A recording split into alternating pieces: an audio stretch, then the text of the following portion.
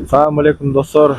Men Eleman Avtobiznes. Бүгін автоунадағы ең керектүү кесиптердин бири ремонт фара процесси боюнча сүйлөшөбүз. Бул бизнести кантип баштайбыз, канча акча кетет, кандай кыйынчылыктар бар, кандай жасалат деги эле ушул тууралуу толук чагылдырабыз. Бүгүн болсо турган локациябыз бул жер Шекербек деген имибиздин ишканасы. Бул Шекербек биздин эң алгачкы учениктерибиздин бири. Азыркы күндө Бишкекте өзүнүн жеке ишканасын ачып иштеп жүргөн кези. Азыр уже бунун баягы кезектүү, очередтүү дегендей аябай клиенттери көп жана эң мыкты, сапаттуу иштейт. Азыркы ушул жерде турган локацияны айтып койсок, бул жерден Профсоюзный улица менен келгенде Агембек көчөсүнө буруласыңар, бурулганда эле оң колдо ушул ишкана турат. Бул жерде азыр пока эч кандай баннер, реклама жок. Бул жер список менен иштешет, чалып учетке туруп келесиңер. Сонор бул жерде сөздү көбөйтпөй, андыктан булардын кандай иштешин чагылдырып көрсөтөйүн. Достор, бул Шекербек энебиз. Шекербек биздин эң алгачкы учениктерибиздин бири. Арадан көп жыл өттү. Шекербек азыр Бишкекке келип өзүнүн жеке ишканасын ачып, ушул бизнес менен орточо 1 жылдан ашык ушул жерде иштеп келет. Эми азыр Шекердин өзүнөн кандай иш процесс кандай жүрөт, кантип башталат жана канча сом акча кетет, канча убакыт кетет, толук маалымат алып беришке аракет кылабыз. Эң эле алгач Шекербек, өзүңдү тааныштыра кетсең, кайсыл жерден болосуң, жашың канчада? Мен атым Шекербек. Мен 27 жаштамын. Аксудан болом, Жалал-Абадтан. Ушул ишти баштаганыңа канча жыл болду? Именно фар менен негизи 2 жыл болду ушул жерде. Буга чейин эмнеде иштедиң? Буга чейин ошол машина менен эле электрика учубуз азыр только ошо бир тармак менен. Деги эле ошо автоэлектроника баштаганыңа общий канча убакыт кетти? Общий 6-7 жыл болду. Общий. Азыр автоэлектриктен фарага өттүң да. Эң алгачкы фарага өткөнүңдө кандай, канча убакытта үйрөнсө болот экен? Эми фара биз эми кылып жүргөн жумуш болгондуктан оңойлуу болду. Негизи 3-4 айда үйрөнсө болот. 3-4 айда. Адамдын кызыгуусуна карап, мисалы. Эң алгачкы канча акча менен ошо инструменттерге канча акча кетет? Эң алгачкы инструменттерге Баштагандарга баштаганда 200 миңден өйдө кетип калат. Общий инструменттерге. Андан кийин бул жерде азыр помещение Бишкекте примерно ошо сеникиндей 2 башына кире турган бокс канчага арендага алса болот? Эми орто эсеп менен 25-30 биз бул жерге общий 30 миң беребиз. Суу пул ичинде. 30 миң. Күнүмдүк табыш кандай болуп калат? Мисалы, бир күндө канча сомдон канча сомго чейин иштесе болот бул кесипте? Бул кесип менен эми жакшылап аракет кылса түзгеле 10 миңден өйдө тапса болот. 10 миңден өйдө тапса болот. 2 адам, 3 адам болуп. 2-3 адамга ошончо тапса. Бир эле фаранын орточо эсеби минималкадан максималга чейин канча сом услуга болот бир штук фарага? Же бир пай деп айтабы, бир автоунаада 2 фара 2 башка Эки мисалы клиент менен байланыштуу да бул. 4,5 миң мисалы линза койсок, 4,5 миңден өйдө кетет. 4,5 миңден сложностуна карап, кыйынчылыктарына карап. Ар машинаны карагандай 4,5 8 миңге чейин. Чисто услуга. Өзүңөрдө бирок коюла турган линзалар, майда запчасттар бардыгы өзүңөрдө бар. Бар. Өзүңөрдөн алып, өзүңөргө төлөп кое берет да. Андан кийин реставрация, корректировка аларды да жасайсың. Фарада эмне проблема болсо ошонун баарын жасайбыз. Болгону отражатель чачпайбыз, ошол.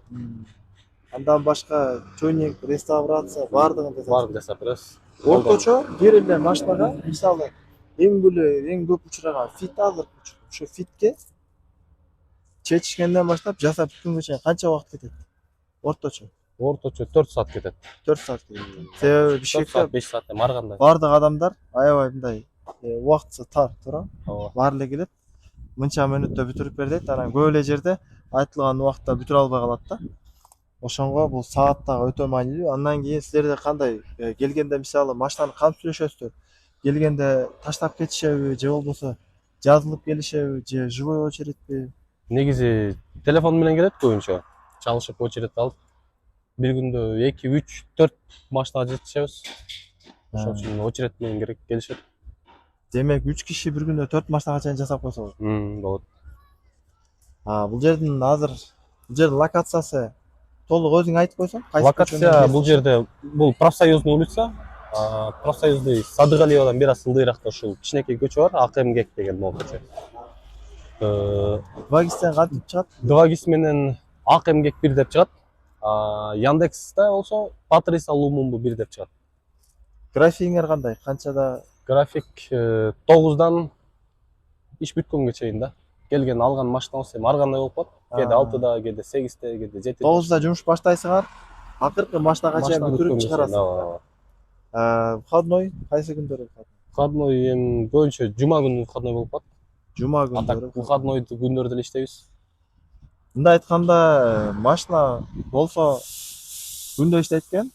Эгер машина жок болгондо жума күндөрү эки алат экен. Туугандар, кимде автоунаанын фарасы өтө больной, дайым түндө чыкканда көп эле машинанын маселеси бар. Себеби 10 жыл эле гарантия берилет. 10 жылдан кийин бардык эле фаралар жакшы албай калат. Туура эмес лампочка койгондон, айтор чаң киргенден толтура маселе бар, суу кирет. Бирок ошонун бардыгын түрдүү жерде ар түрдүү усталар жасайт. Бул балдарды мен жакшы билем, өзүмдүн инилерим көп жылдан бери иштейт. Баягы жалганы жок, ичинен бир нерсе жоголуп калмай, башка чийинип калмай деген, сынып калмай, бул балдар так даана өзүнүн жумушуна жооп берет. Өзүңөр да бир келип туруп сезип көрсөңөр болот. Бул жерде азыр реклама жок, бирок бул балдар уже 1 жылдан ашык ушул жерде иштеп келишет. Уже клиентовый база аябай чоң, бул жерде толуптура очередь азыр. Кимде фара проблема болсо, ушул Шекербекке келип кайрылыңыздар. Бунун өзүнүн командасы бар, өзү жалгыз иштебейт. Бат-баттан жасап, сапаттуу кылып, кайрандай бузулуп калса, гарантиясы жетпей, бузулуп калатырган болсо, кайра өзүңөр карап бересиңер, Өзү гарантиясы барларды бекер карап беришет экен. Ушул жерге келесиңер, Шекербекке кайрыласыңар. Бул жерде Шекербек номери чыгат, чалып, очередке туруп келе бересиңер. Андыктан булардын кылган иштерин дагы бир сыйра көрүп баа бериңиз.